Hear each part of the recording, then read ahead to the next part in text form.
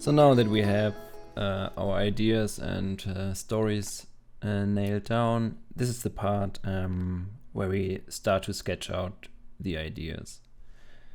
As you can see here, I already have a file prepared with collected references. I like to just make one file in Photoshop, like 30 to 40 centimeters, something like that, and collect various references from sources like Pinterest or just Google image search.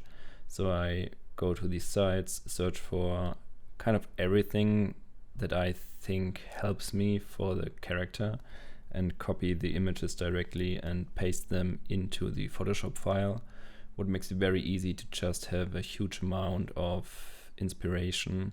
As you can see, I have photos as well as some illustrations. These illustrations mainly are like some guidelines or style directions I want to go in, and the photos are mainly to base my design in reality and therefore make it more believable.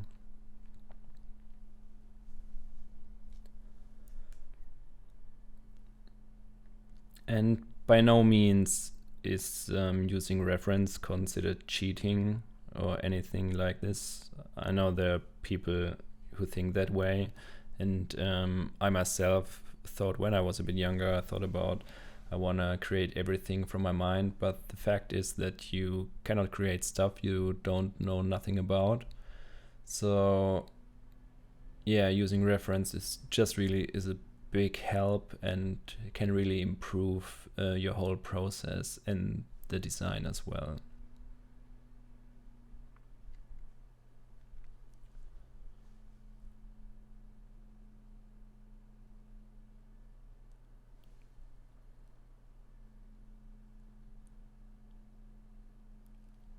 Talking about sketching the ideas or sketching the first characters. I work in Photoshop here, but you can work in Procreate or any program you choose, to be honest. I like to work with a pencil brush that has some structure in it, and I like to develop my designs from big rough shapes and then adding details on top of that. As you can see, my progress is a bit messy, and I really would like to work a bit cleaner to have it a bit easier. But it's yeah, sometimes it just gets really messy and I have to draw over and over and over stuff again. But since I work digital, that's probably no problem. It's just like you can always make a new layer, lower the opacity, go on top of it and just draw over it again. So once I have the initial design down, I lower the opacity and then I draw a bit more clean on top of it and try to think about different details. I start to add like earrings or make changes with the mask or with the costume. I think that's a great way just to explore more and really just get into the character.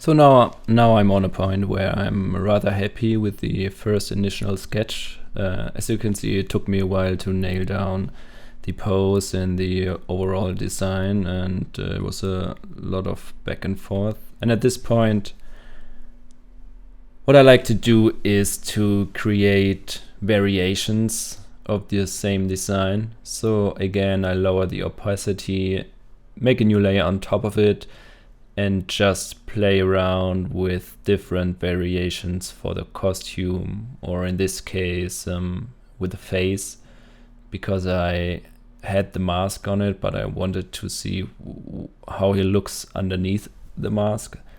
So I try to figure out variations for the face, maybe think about some extra details, like for example the little crossbow, or how he can hold his daggers, or different variations for the costume. And I just try to explore 3 or 4 variations.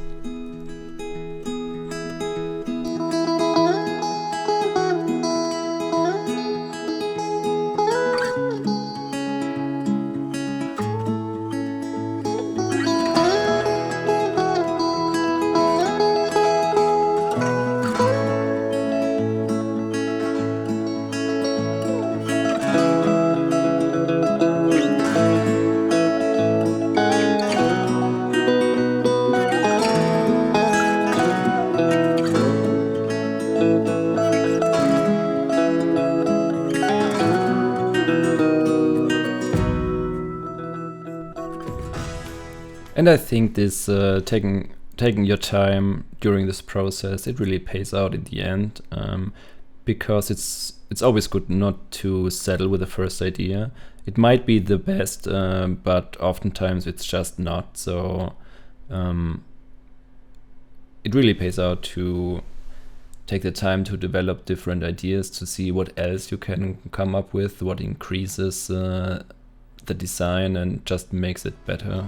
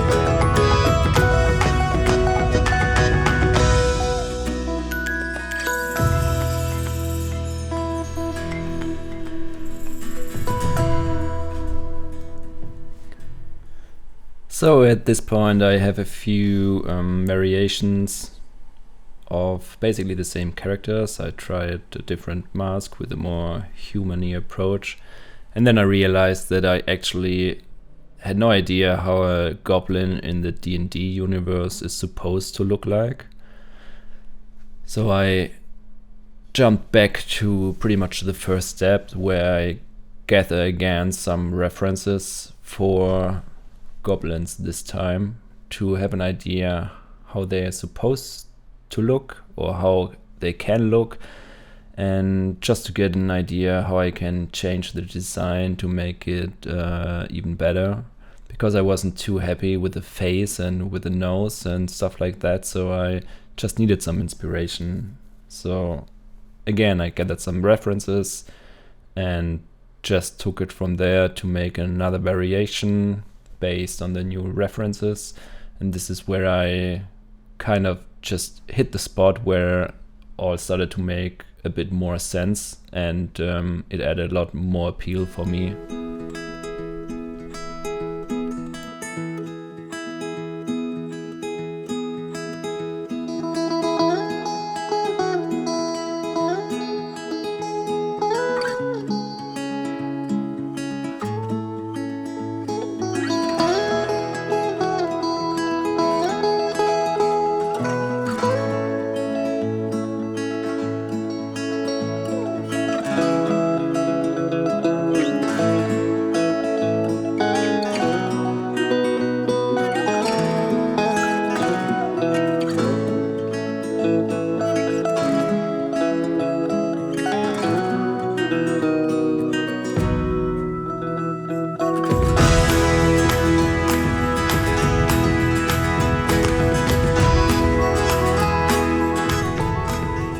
So I really like the idea of the goblin with the big cat-like eyes, and decided to give it a shot and try a variation with it.